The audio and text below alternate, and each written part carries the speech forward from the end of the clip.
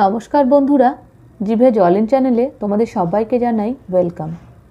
আশা করছি সবাই তোমরা খুব ভালো আছো। আজ আমি শীতকালের সবজি ফুলকপি দিয়ে মসুরের ডালের রেসিপি তোমাদের সাথে শেয়ার করব।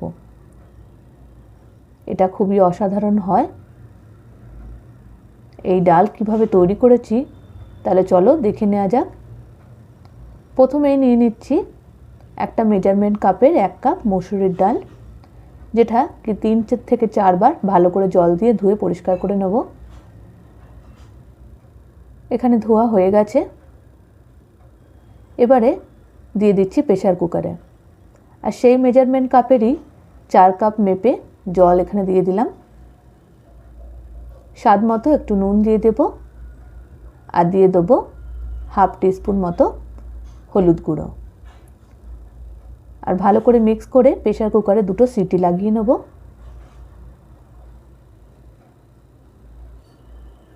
এদিকে 2টো ছোটো সাইজের ফুলকপি নিয়ে নিয়েছি। ফুলকপিটা ছোট ছোট টুকরো করে কেটে নেব। খুব বেশি ছোট করব না, এরকম সাইজের ফুলকপিগুলো কেটে নিচ্ছি। কাটা হয়ে গেছে। এখানে কিন্তু প্রেসার কুকারে 2টো সিটি কিন্তু হয়ে গেছে। গ্যাসের ফ্লেমটা বন্ধ করে দিলাম, আর একটা পাত্রে গরম জল করে ফুলকপিগুলো সামান্য পরিমাণে একটু হলুদ গুঁড়ো আর নুন দিয়ে ভাপিয়ে নেব। এছাড়া এখানে রয়েছে 2টো টমেটো, একটা পেঁয়াজ, 2টো কাঁচা লঙ্কা আর 10টা রসুনের কোয়া। ছোট ছোট টুকরো করে এগুলো চপ করে নেব। এবারে কড়াইয়ে দিয়ে দিলাম সর্ষের তেল 2 to 3 স্পুন, আর ভাপানো ফুলকপিগুলো দিয়ে দিলাম তেলে, আর ভালো করে ফুলকপিগুলো ফ্রাই করে নেব।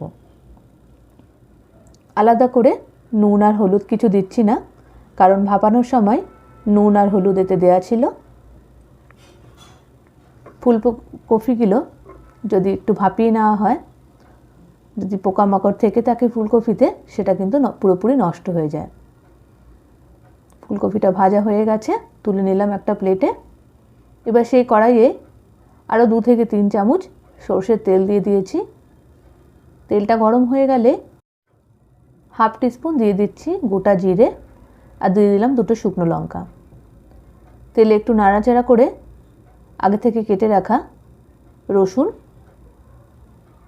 দিয়ে দিচ্ছি। 10টা রসুনের কোয়া ছোট ছোট টুকরো করে কেটে রেখেছিলাম, সেটা দিয়ে দিলাম।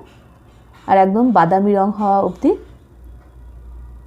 ভালো করে ফ্রাই করে নেব। রসুনটা থেকে একটা যখন সুন্দর গন্ধ বেরিয়ে আসবে, কালারটা একটু গোল্ডেন ব্রাউন কালারে হয়ে যাবে, তখন দিয়ে দিচ্ছি একটা পেঁয়াজ কুচি। আর ভালো করে পেঁয়াজটাও ফ্রাই করে নেব। গোল্ডেন ব্রাউন কালারের হয়ে গেলে এতে দিয়ে দেবো টমেটো কুচি। 2টো টমেটো চপ করে রেখেছিলাম, সেটা দিয়ে দিলাম। আর ভালো করে তাকে আমি ফ্রাই করব যতক্ষণ না টমেটোটা পুরোপুরি গলে যায়। স্বাদ মতো একটু নুন দিয়ে দিলাম, আর দিয়ে দিলাম হাফ টিস্পুন হলুদ গুঁড়ো, হাফ টিস্পুন দিয়ে দিলাম রেড চিলি পাউডার। আর ভালো করে মশলাটাকে ফ্রাই করে নেব।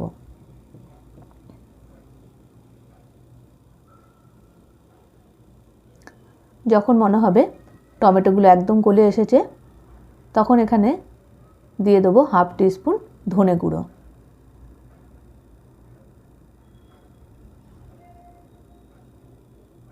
আর ভালো করে ফ্রাই করে সামান্য পরিমাণে একটু জল অ্যাড করছি,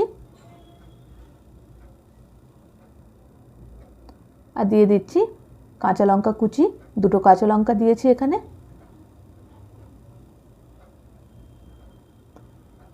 এবারে আগে থেকে ভেজে রাখা ফুলকপিটা অ্যাড করে দেবো, আর ফুলকপিটাও মশলার সাথে খুব ভালো করে কষিয়ে নেব।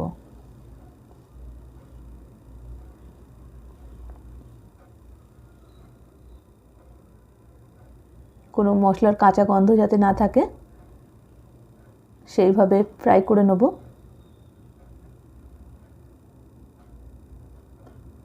ফুলকপিটা ভালো মতো ফ্রাই হয়ে গেছে মশলার সাথে। এবারে আগে থেকে সেদ্ধ করে রাখা ডাল এখানে অ্যাড করে দিচ্ছি। সেদ্ধ করে রাখা ডাল দিয়ে দিলাম। আর সেই প্রেশার কুকারটা ধুয়ে হাফ কাপ জলও এখানে অ্যাড করে দিচ্ছি। যে যেরকমভাবে থিকনেস পছন্দ করে ডালে সেইভাবে কিন্তু তোমরা ডালে জলটা অ্যাড করে নিতে পারো। আর এটা ফ্লেমটা মিডিয়ামে রেখে একটু বয়েল হতে দেবো 5 মিনিটের জন্য।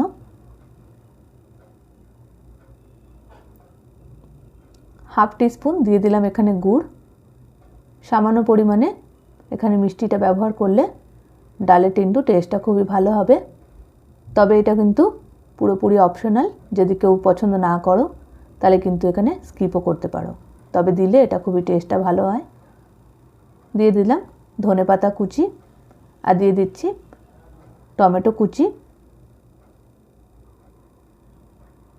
সামান্য পরিমাণে একটু টমেটো কুচি আর একটু ধনেপাতা কুচি দিয়ে দিলাম, যাতে ডালটা দেখতেও যত ভালো হয় এর টেস্টও যেন অতটা ভালো হয়। আর একটু স্বাদ মতো নুন অ্যাড করে দিলাম। ডালটা এখানে রেডি হয়ে গেছে। গ্যাসের ফ্লেমটা অফ করে দিচ্ছি। এবার এটা সার্ভ করে দেবো স্টিম রাইসের সাথে। এই গরম গরম ফুলকপি দিয়ে মসুরের ডালের রেসিপি তোমাদের কেমন লেগেছে অবশ্যই জানিও কমেন্টের মাধ্যমে।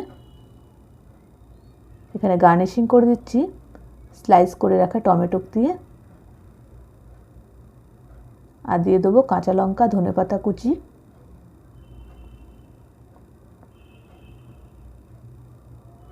এইভাবে তৈরি হয়ে গেল এই ফুলকপি দিয়ে ডাল। তো গরম ভাতের সাথে খুবই ভালো লাগে। কেমন লাগলো বন্ধুরা তোমাদের এই রেসিপি? একবার তোমরা এভাবে ট্রাই করে দেখো, আশা করছি তোমাদেরও খুব ভালো লাগবে।